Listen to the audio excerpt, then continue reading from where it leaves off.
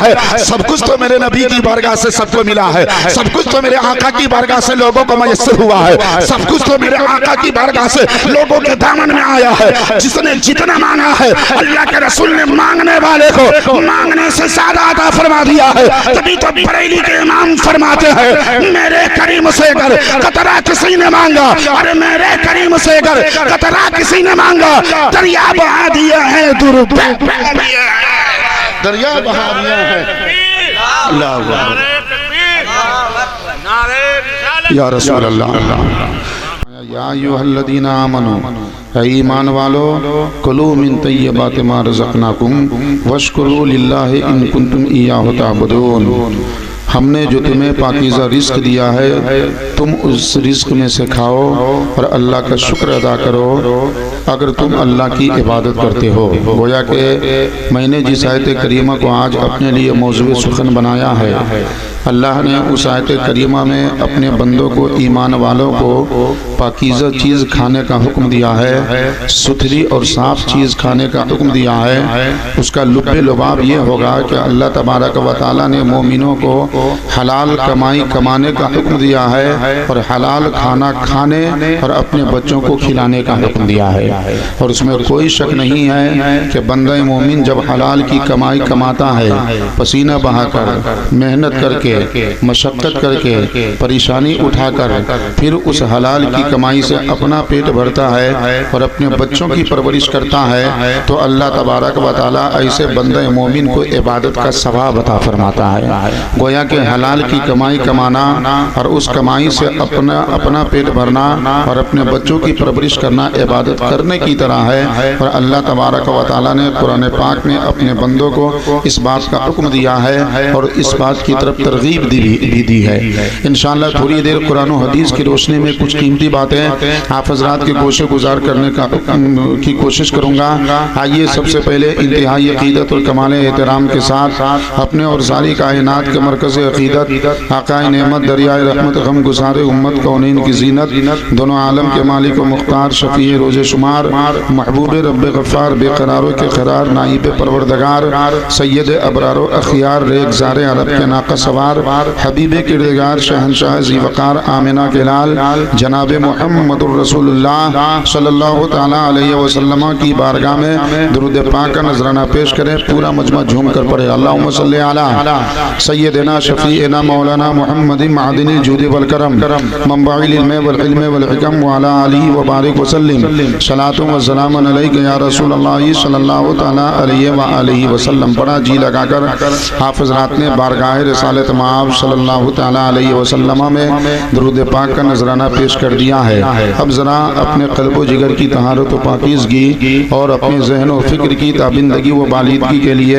عقیدت و محبت کے ساتھ ایک مرتبہ اپنا دینی، ملی، قومی، مذہبی، اسلامی، حقانی، قرآنی، عرفانی، ایمانی اور جنتی کلمہ ذرا مچل کے پڑھ لے۔ پڑھیے بلند آواز سے لا الہ الا اللہ، ایک بار اور کہیے لا الہ الا اللہ، ایک مرتبہ اور مچل کے کہیے لا الہ الا اللہ محمد الرسول اللہ صلی اللہ تعالیٰ علیہ وآلہ وسلم۔ قابل مبارکباد ہے بانی محفل علی جناب محمد محی الدین انصاری، جناب محمد معین الدین انصاری، جنہوں نے اپنی طرف سے آج کی اس محفل نور کو منعقد کیا ہے۔ سب سے پہلے میں اللہ رب العزت کی بارگاہ میں دعا کرتا ہوں، یا اللہ بانی محفل جناب محمد معین الدین انصاری صاحب کی اس حسین کاوش کو تو اپنی بارگاہ میں شرف قبولیت سے مشرف فرما، اور اس محفل نور کے تمام تر فیض و برکات سے بانی محفل جناب معین الدین کو اور ان کے جملہ اہل و عیال کو مالا مال فرما، سب کو صحت و سلامتی عطا فرما، بانی محفل کے روزی روزگار میں خیر و برکت عطا فرما۔ اور قابل مبارکباد آپ حضرات بھی ہے کہ ابھی کچھ دیر پہلے پروگرام شروع ہوا ہے اور آپ لوگ ماشاءاللہ اطمینان و سکون کے ساتھ آ کر اس محفل نور میں بیٹھ گئے ہیں۔ بحمدہ تعالیٰ اب اتنے لوگ جمع ہو چکے ہیں اس محفل پاک میں کہ اچھے شاعر اور اچھے خطیب، اچھے شاعر اگر شاعری کرنا چاہے تو کر سکتے ہیں، اور اچھے خطیب اگر بولنا چاہے تو بول سکتے ہیں۔ میں نے پہلے ہی ابتداءً ہی مائک اپنے ہینڈ میں لے لیا ہے اور اس لیے میں نے سنبھال لیا ہے کیونکہ عزیزم شاعر اسلام شاہکار ترنم عزیزم مولانا شاداب اشرفی نے آپ کے گوشے گزار کر دیا ہے کہ ناچیز کو خطاب یہاں سے کر کے پھر کسی اور جگہ جانا ہے اور وہاں جا کے تقریر کرنی ہے، اس لیے میں نے اپنی باری جلدی ہی لینے کی کوشش کی ہے تاکہ میں اپنا کام پورا کر کے پھر دوسرے پروگرام میں شامل ہو سکوں۔ ایک مرتبہ عقیدت و محبت کے ساتھ ذرا ہمارا حوصلہ بڑھائیے، ہماری ہمت بڑھائیے، ہمارے سینے کو مضبوط کیجئے اور محبت بھرے انداز میں کہہ دیجئے یا رسول اللہ۔ شاعر لکھتا ہے تیرا کھاوا میں تیرے گیت گاوا یا رسول اللہ۔ یہ دنیا کا ریت ہے، دنیا کا رواج ہے اور یہ دنیا کا معمول ہے، جو جس کا کھاتا ہے اس کا گاتا ہے کہ نہیں رحمت بھائی؟ جو جس کا کھاتا ہے اس کا گاتا ہے۔ آج کل تو انسان کسی کو 20 روپے کی چائے پلا دیتا ہے تو اس کے چکر میں چائے پینے والا جھوٹی گواہی دینے کو تیار ہو جاتا ہے، اس کے چکر میں جھوٹ بولنے کو تیار ہو جاتا ہے اور اس کے چکر میں دوسرے آدمی سے سینہ سے سینہ ملانے کو تیار ہو جاتا ہے۔ تو یہ دنیا کا معمول ہی ہے، جو جس کا کھاتا ہے اس کا گاتا ہے، جو جس کا کھاتا ہے اس کا نام لیتا ہے، جو جس کا کھاتا ہے اس کا ذکر کرتا ہے، جو جس کا کھاتا ہے اس کا چرچا کرتا ہے۔ بیٹا اپنے باپ کا کھاتا ہے اس لیے اپنے باپ کا گن گاتا ہے، اپنی ماں کا کھاتا ہے اس لیے اپنی ماں کا گن گاتا ہے، اپنے استاد سے تعلیم حاصل کرتا ہے شاگرد اس لیے اپنے استاد کا گن گاتا ہے، اور مرید اپنے پیر سے فیض و برکات حاصل کرتا ہے اس لیے مرید اپنے پیر کا گن گایا کرتا ہے، کیونکہ یہ دنیا کا معمول ہی ہے، جس کا کھاتا ہے اس کا گاتا ہے۔ اور ہم سنی مسلمان کس کا کھاتے ہیں وہ سب جانتے ہیں کہ ہم اگر کھاتے ہیں تو آمنہ کے لال کا کھاتے ہیں، ہم کھاتے ہیں تو عبداللہ کے لخت جگر کا کھاتے ہیں، ہم کھاتے ہیں تو دائی علیمہ کے قلب کے پارے کا کھاتے ہیں، ہم کھاتے ہیں تو عبداللہ کی آنکھوں کے تارے کا کھاتے ہیں، ہم کھاتے ہیں تو حضرت فاطمہ کے بابا جان کا کھاتے ہیں، ہم اور آپ کھاتے ہیں تو حضرت حسنین کریمین کے نانا جان کا کھاتے ہیں۔ اور جب یہ دنیا کا معمول ہے، جو جس کا کھاتا ہے اس کا گاتا ہے، ہم اپنے نبی کا کھاتے ہیں نبی کا کیوں نہیں گائیں گے؟ نبی کا کھاتے ہیں نبی کا نام کیوں نہیں لیں گے؟ نبی کا کھاتے ہیں نبی کا چرچا کیوں نہیں کریں گے؟ نبی کا کھاتے ہیں نبی کا ذکر کیوں نہیں کریں گے؟ نبی کا کھاتے ہیں نبی کی تعریف و توصیف میں رطب اللسان کیوں نہیں ہوں گے؟ اس لیے بہت پہلے کسی کہنے والے نے کہا تھا تیرا کعبہ میں تیرے گیت گاوا یا رسول اللہ، تیرا میلاد میں کیوں نہ مناوا یا رسول اللہ۔ تو سنا ہے آپ ہر عاشق کے گھر تشریف لاتے ہیں، ہم مومنوں کا ایمان ہے میرے آقا اپنے عاشقوں کے گھر تشریف لے جاتے ہیں، عاشق چاہے امیر ہو، عاشق چاہے غریب ہو، عاشق چاہے پڑھا لکھا ہو، عاشق چاہے ان پڑھ ہو، عاشق چاہے مزدور ہو، عاشق چاہے کسان ہو، عاشق چاہے چھوٹا ہو، عاشق مصطفیٰ کا چاہے بڑا ہو، ہمارے آقا اپنے عاشق کو مستفیض و مستنیر کرنے کے لیے اپنے عاشق کے گھر میں تشریف لے جاتے ہیں، اپنے عاشق کے یہاں جلوہ گر ہوتے ہیں، اپنے عاشق کے یہاں جلوہ افروز ہوتے ہیں۔ اس لیے شاعر نے کہا تھا تیرا کعبہ میں تیرے گیت گاوا یا رسول اللہ، تیرا میلاد میں کیوں نہ مناوا یا رسول اللہ۔ سنا ہے آپ ہر عاشق کے گھر تشریف لاتے ہیں، سنا ہے آپ ہر عاشق کے گھر تشریف لاتے ہیں، ارے سنا ہے آپ ہر عاشق کے گھر تشریف لاتے ہیں، میرے گھر میں بھی ہو جائے چراغا یا رسول اللہ۔ واہ واہ واہ، نعرہ تکبیر،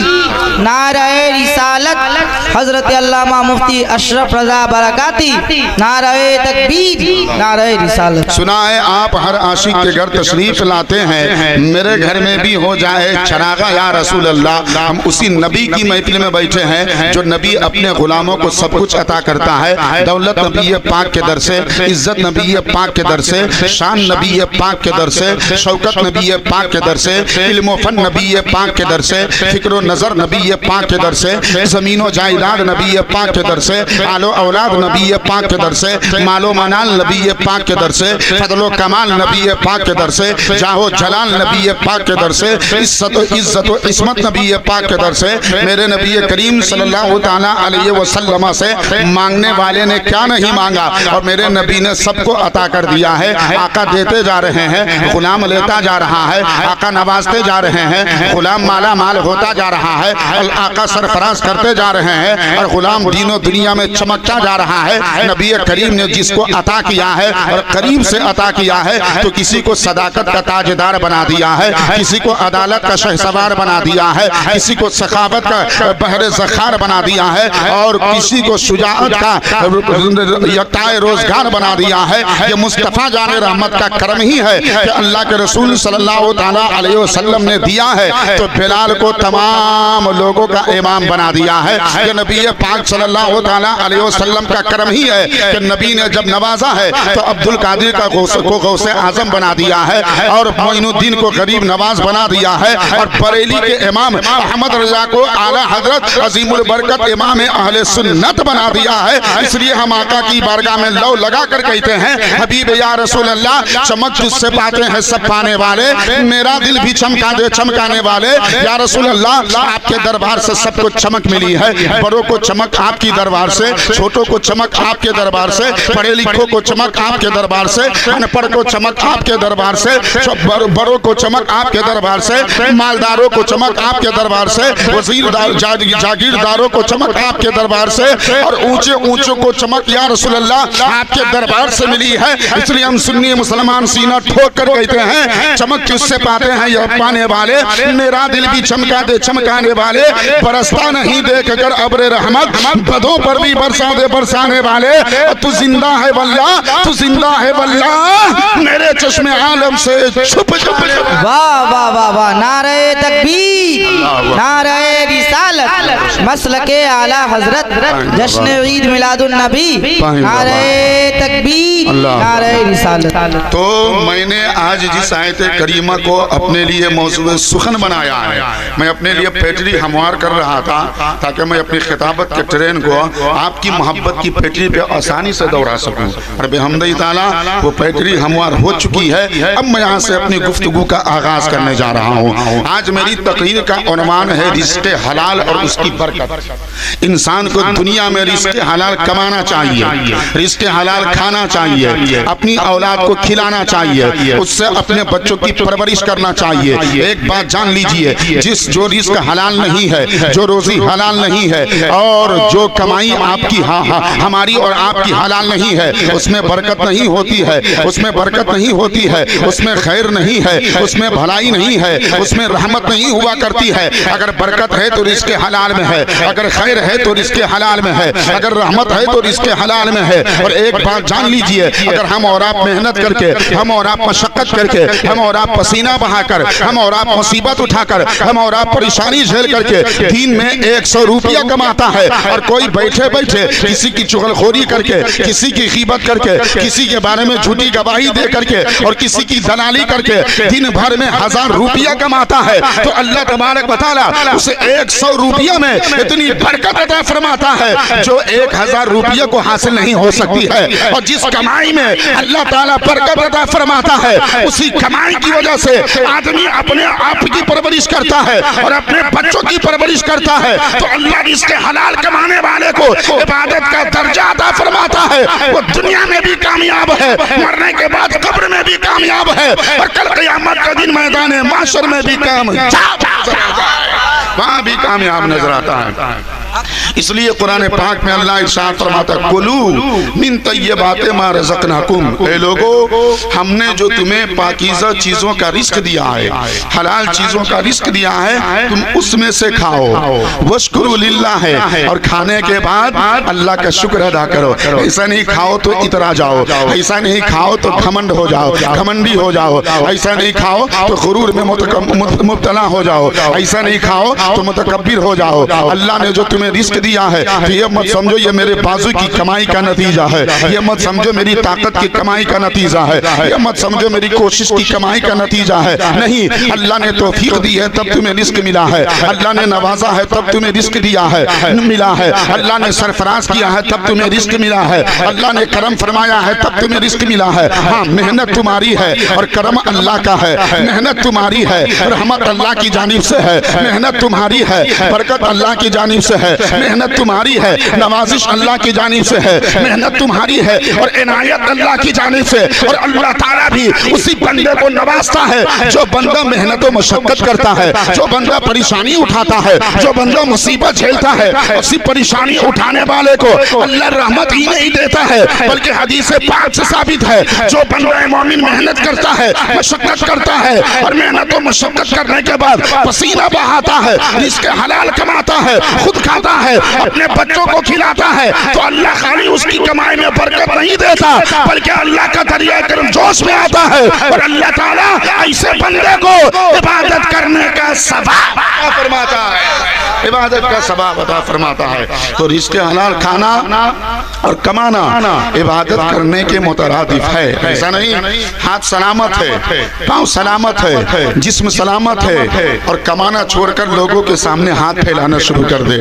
محنت کرنا چھوڑ کر لوگوں کے سامنے ہاتھ پھیلانا شروع کر دے, پسینہ بہانا چھوڑ کر لوگوں کے سامنے میں ہاتھ پھیلانا شروع کر دے, ایسے میں برکت نہیں ہوتی ہے. ایک بات جان لیجئے, طاقت و قوت ہونے کے باوجود, جسم میں استطاعت ہونے کے باوجود, ہاتھ پیر سلامت ہونے کے باوجود اگر بندہ حرکت نہیں کرتا, اگر بندہ محنت نہیں کرتا, اگر بندہ مشقت نہیں کرتا بلکہ دوسروں کے سامنے ہاتھ پھیلاتا ہے تو اللہ ایسے بندے کو اور محتاج بنا دیتا ہے, ایسے بندے کو اور فقیر بنا دیتا ہے, ایسے بندے کو اور مفلس بنا دیتا ہے. اور جس بندے کو اللہ نے ہاتھ پیر دیا ہے اور جس بندے کو صحت و سلامتی سے نوازا ہے, اس طرح کا مومن بندہ اگر محنت و مشقت کرتا ہے اور اس کے حلال کماتا ہے, اس کے سر پہ مصیبت آنے والی رہتی ہے, اللہ تعالیٰ اس رزق حلال کی محنت کی وجہ سے اس کے سر کی ساری مصیبتوں کو بھی دور فرما دیتا ہے, مصیبتوں کو بھی دور فرما دیتا ہے. میرے ذہن میں وہ حدیث پاک آ رہی ہے کہ نبی کریم صلی اللہ تعالی علیہ وسلم کی بارگاہ میں ایک شخص آیا اور آنے کے بعد کچھ مانگا, سوال کیا, یا رسول اللہ ہم کئی دنوں سے محتاج ہیں, ہمارے پاس کھانے پینے کو کچھ نہیں ہے, ہمیں کچھ عطا کر دیا جائے. تو نبی کریم صلی اللہ علیہ وسلم کو اللہ نے وہ پاور و اختیار دیا ہے, اگر آقا کریم صلی اللہ علیہ وسلم چاہتے تو اس انسان کے ہاتھ میں آسمان سے تارے توڑ کر کے رکھ دیتے, نبی کریم چاہتے تو دولت و ثروت سے اسی وقت مالا مال کر دیتے, چاہتے تو مال و منال سے اسی وقت اس کو بھرپور کر دیتے. لیکن سوال کرنے والا صحابی تھا, نبی کریم صلی اللہ علیہ وسلم سے کچھ مانگا تو آقا نے دیا نہیں اس وقت, آقا نے عطا کیا نہیں اس وقت, آقا نے نوازا نہیں اس وقت اس کو کسی چیز سے, بلکہ آقا فرماتے ایک کام کرو, تمہارے گھر میں کچھ ہے؟ عرض کیا ہاں یا رسول اللہ, پانی پینے کے لیے ایک کٹورا ہے اور نماز پڑھنے کے لیے ایک جانماز ہے. آقا فرماتے ہیں جانماز کو تم اپنے گھر میں چھوڑ دینا اور پیالہ لے کر, پانی پینے کا کٹورا لے کر میری بارگاہ میں آ جانا. قربان جاؤ نبی کریم صلی اللہ تعالی وسلم کے صحابہ پر مصیبت ہے پھر بھی صبر ہے, پریشانی ہے پھر بھی صبر ہے, تکلیف ہے پھر بھی صبر ہے,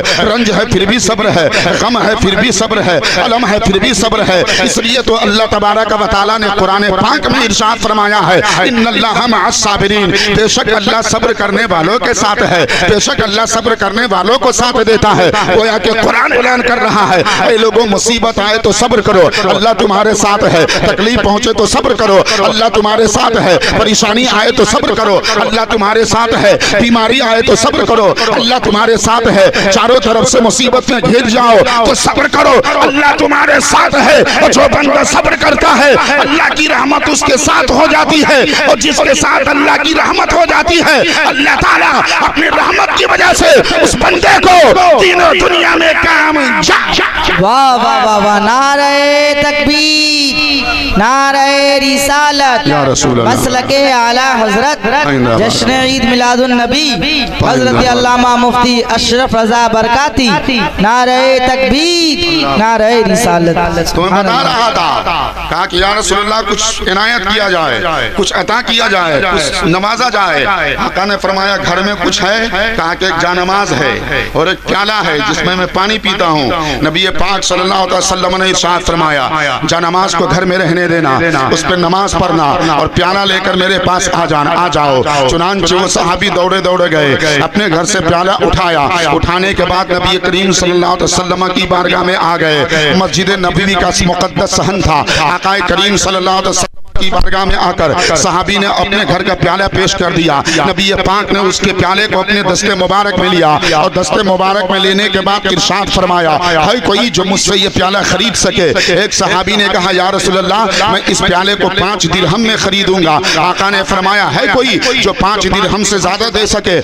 اسی مجمع میں سے ایک اور صحابی کھڑے ہوئے اور کھڑے ہونے کے بعد عرض کیا یا رسول اللہ میں اسے 10 درہم میں خریدوں گا. چنانچہ جس آدمی نے کہا جس صحابی نے کہا کہ میں اسے 10 درہم میں خریدوں گا, آقا کریم صلی اللہ علیہ وسلم اس صحابی کو اپنے قریب بلا لیے اور بلانے کے بعد اسے وہ پیالہ دے دیے اور دینے کے بعد 10 درہم اس سے لے لیے اور لینے کے بعد اللہ کے رسول نے پیالے والے صحابی کو اپنے قریب بلایا اور بلانے کے بعد ارشاد فرمایا لو یہ 10 درہم اپنے پاس رکھ لو, ابھی بازار چلے جاؤ اور بازار میں جانے کے بعد ایک کلہاڑی خرید لینا اور وہ کلہاڑی خرید کر کے میری بارگاہ میں آنا. روایتوں میں آیا ہے یہ کوئی قصہ نہیں سنا رہا ہوں, یہ کوئی کہانی نہیں سنا رہا ہوں, یہ کوئی حکایت نہیں سنا رہا ہوں, یہ کوئی مصنوعی باتیں نہیں سنا رہا ہوں, یہ اللہ کے پیارے رسول کی پیاری حدیث سنا رہا ہوں, مصطفیٰ کا فرمان سنا رہا ہوں. میرے نبی کا فرمان اللہ کا فرمان ہے, میرے نبی کی چاہت اللہ کی چاہت ہے, میرے نبی کی رضا اللہ کی رضا ہے. اللہ کے پیارے رسول وہی بولتے ہیں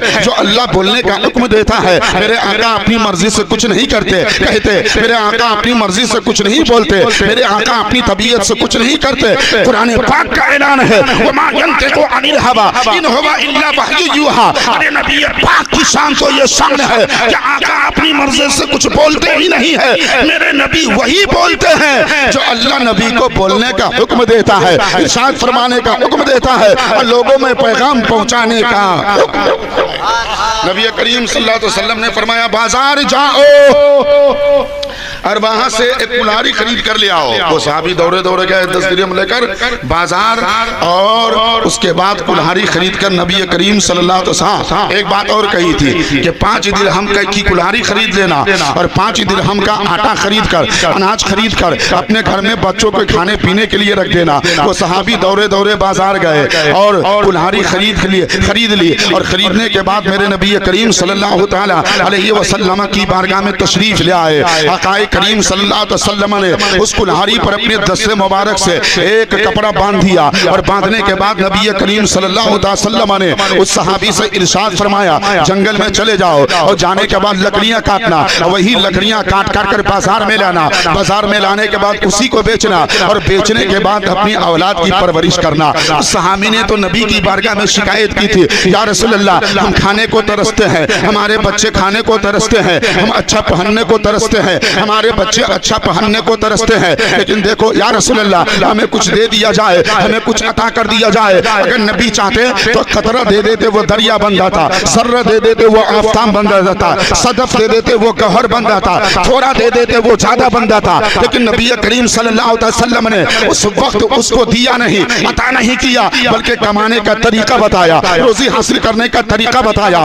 محنت کرنے کا طریقہ بتایا, مشقت کرنے کا طریقہ بتایا, پریشانی سے کمانے کا طریقہ بتایا. گویا کہ آج سے 1400 برس پہلے آمنہ کے اعلان نے لوگوں کو یہ دست دے دیا ہے. اے لوگوں اللہ نے طاقت دی ہے تو ہاتھ پہ ہاتھ دھر کر کے گھر میں بیٹھے مت رہنا, اپنی اولاد کے لیے محنت کرنا, اپنی اولاد کے لیے کوشش کرنا, اپنی اولاد کے لیے کاوش کرنا, اپنی اولاد کے لیے پسینہ بہانا, اپنی اولاد کے لیے مصیبت برداشت کرنی پڑے کر لینا, اپنی اولاد کے لیے تکلیف اٹھانی پڑے اٹھا لینا. کیونکہ جو بندہ میں نے پہلے ہی بتایا جو بندہ محنت کرتا ہے, مشقت کرتا ہے, تکلیف اٹھاتا ہے, مصیبت میں مبتلا ہو کر حلال روزی کماتا ہے, اپنی پرورش کرتا ہے, اپنے بچوں کی پرورش کرتا ہے, تو اللہ تعالیٰ ایسے بندے کو عبادت کرنے کا ثواب فرماتا ہے, عبادت کا ثواب عطا فرماتا ہے. آقا نے فرمایا جاؤ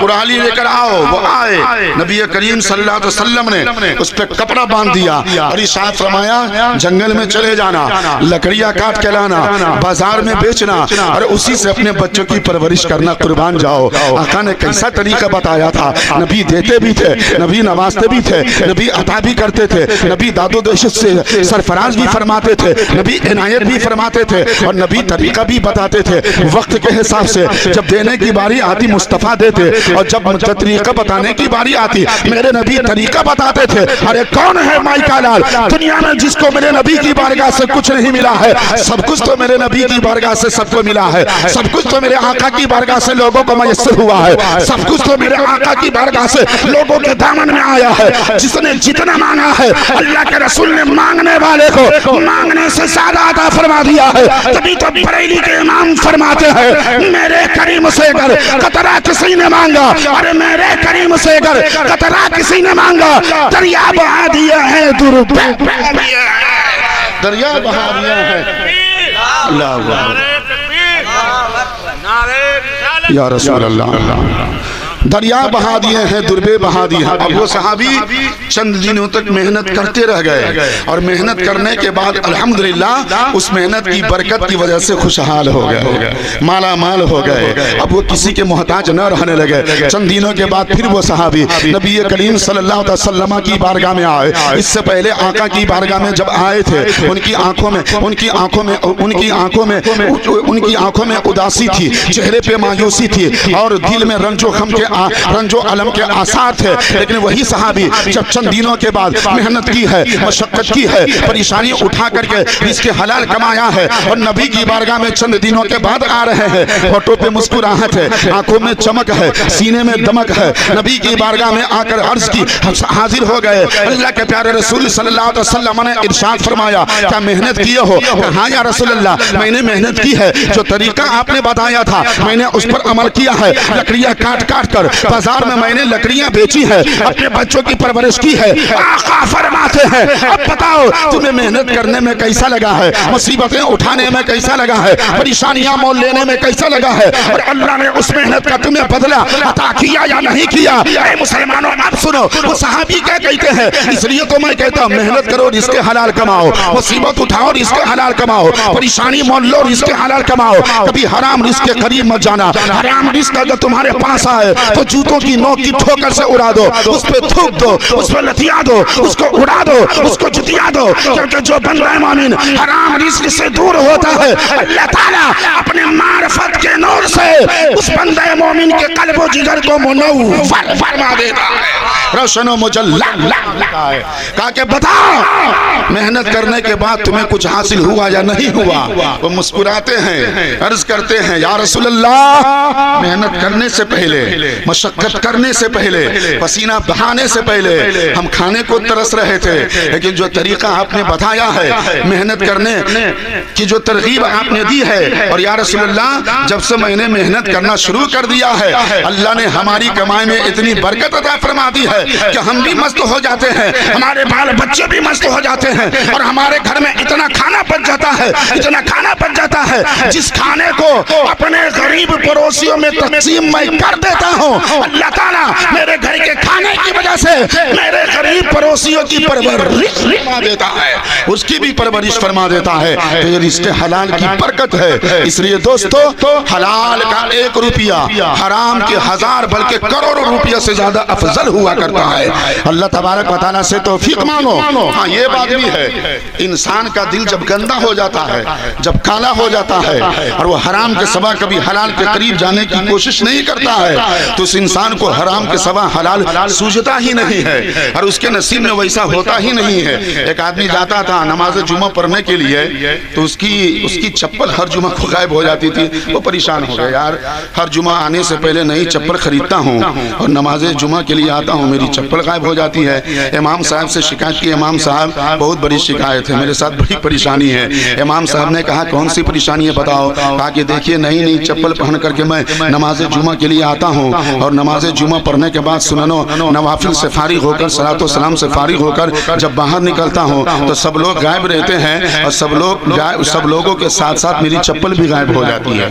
کوئی وظیفہ بتائیے, کوئی طریقہ بتائیے جس کی وجہ سے ہماری چپل غائب نہ ہونے پائے. تو امام صاحب نے کہا کہ ایک کام کرو, جب تم اگلے جمعہ کو چپل خرید کر کے آنا, نماز جمعہ پڑھنے آنا, تو جس جگہ تم اپنی چپل رکھنا, جہاں پہ برابر چپل رکھتے ہو اسی جگہ پہ اپنی چپل رکھنا, اور کہہ دینا جو میری یہ چپل لے گا میں نے اس کے لیے حلال کر دیا ہے، میری جو یہ چپل لے گا اس کے لیے میں نے اپنی چپل کو حلال کر دیا ہے، حلال کر دیا ہے، جائز قرار دے دیا ہے۔ اس سے پہلے چور چوری کر کے لے جاتا تھا، حرام ہی حرام تھا، پوچھے بغیر لے جاتا تھا، حرام ہی حرام تھا، اجازت کے بغیر لے جاتا تھا، حرام ہی حرام تھا۔ لیکن اے مصطفیٰ جان رحمت کے پیارے دیوانو، امام نے طریقہ بتایا کہ جہاں پر تم اپنی چپل رکھنا، کہنا کہ میں نے یہ چپل جو لے گا اس کے لیے میں نے یہ چپل حلال کر دی ہے۔ چنانچہ وہ آدمی آیا نماز جمعہ کو، جہاں ہر جمعہ کو چپل اتارتا تھا وہیں پہ اس جمعہ کو بھی اس نے اپنی چپل اتاری، نماز جمعہ ادا کر دی گئی، سنن و نوافل سے فارغ ہو گیا، اور صلاۃ و سلام سے فراغت کے بعد جب وہ آدمی مسجد سے باہر نکلا تو دیکھا لوگ سب چلے گئے ہیں لیکن اس کی چپل ابھی بھی وہاں سلامت ہے۔ اللہ اکبر! وہ آدمی چپل پہنتا ہے، امام صاحب کے حجر میں جاتا ہے، ادب سے سلام کرتا ہے اور کہتا ہے امام صاحب آپ نے جو طریقہ بتایا ہے وہی طریقہ میں نے اپنایا ہے، لیکن اللہ کا فضل ہے کہ اس طریقے کی وجہ سے میری چپل سلامت رہی ہے، کسی نے چوری نہیں کی ہے۔ آخر اس میں حکمت کیا ہے، آخر اس میں راز کیا ہے؟ تو جانتے ہو امام صاحب نے کیا کہا تھا؟ امام صاحب نے یہی کہا تھا، اس سے پہلے جب تم نے اپنی چپل کسی کے لیے حلال نہ کی تھی، چور چوری کر کے لے جاتا تھا، جس کے مقدر میں چوری ہو، جس کے مقدر میں حرام رزق ہو، اس کے مقدر میں اس کو ہمیشہ حرام رزق ہی ملا کرتا ہے، جب تک کہ وہ اپنا ارادہ درست نہ کر لے، جب تک اپنی نیت درست نہ کر لے، جب تک اپنے ارادے میں خلوص اور نیت میں للہیت پیدا نہ کر لے۔ اب تم نے یہ چپل چونکہ حلال قرار دے دی ہے اور چوروں کی قسمت میں حلال نہیں ہے، بدقماشوں کی قسمت میں حلال نہیں ہے، بد نصیبوں کی قسمت میں حلال نہیں ہے، اس حلال کی وجہ سے تمہاری چپل سلامت رہ گئی ہے۔ اس لیے اے دوستو میں آپ کو دعوت محبت دینا چاہتا ہوں، اگرچہ ایک ہی روپیہ کماؤ لیکن حلال کی کمائی کماؤ، محنت و مشقت سے کماؤ، ریزی کے ساتھ کماؤ، ابلا پائی کر کے کماؤ، ایمانداری کے ساتھ کماؤ۔ اللہ کی قسم جو پیسہ ایمانداری کے ساتھ کمایا جاتا ہے اگرچہ وہ 1 روپیہ ہوتا ہے، اللہ تعالیٰ اس میں 1000 سے زیادہ برکت پیدا فرماتا ہے، 1000 سے زیادہ برکت پیدا فرماتا ہے۔ اس لیے آپ حرام روزی سے بچیے اور حلال کی طرف راغب ہوئیے۔ جو ہی حلال کمائی آپ کمائیں گے آپ کا دل بھی روشن و منور اور مجلہ ہوگا، اور اس کی وجہ سے آپ کی اولاد کا دل بھی روشن و منور اور مجلہ ہوگا۔ دعا ہے کہ اللہ کریم اپنے حبیب پاک صلی اللہ علیہ وسلم کے طفیل اس محفل نور کو زیور قبولیت سے آراستہ پیراستہ فرمائے، اور جتنی باتیں میں نے کہی ہیں اللہ رب العزت ان تمام باتوں پر ہم سب کو عمل کرنے کی توفیق خیر عطا فرمائے۔ وما توفیقی الا باللہ۔ السلام علیکم ورحمۃ اللہ۔ اللہ تبارک و تعالی اپنے پیارے حبیب صلی اللہ تعالی علیہ وسلم کے طفیل اس محفل میں ہم سب کا بیٹھنا، اللہ اور اس کے پیارے رسول صلی اللہ علیہ وسلم کا ذکر جمیل سننا، عقیدت و محبت سے سبحان اللہ بولنا قبول فرمائے، اور اس محفل پاک میں بیٹھنے کی برکت سے کل بروز قیامت سب کو جنت میں بیٹھنے کی توفیق خیر عطا فرمائے۔ عشق نبی نے دل کو میرے دل بنا دیا، جنت میں محشر میں منہ دکھانے کے قابل بنا دیا۔ عشق نبی نے دل کو میرے دل بنا دیا، محشر میں منہ دکھانے کے قابل بنا دیا۔ آئے کہ قتل کرنے کو حضرت عمر مگر آقا نے ان کو مومن کامل بنا دیا۔ وما توفیقی الا باللہ۔ السلام علیکم ورحمۃ اللہ۔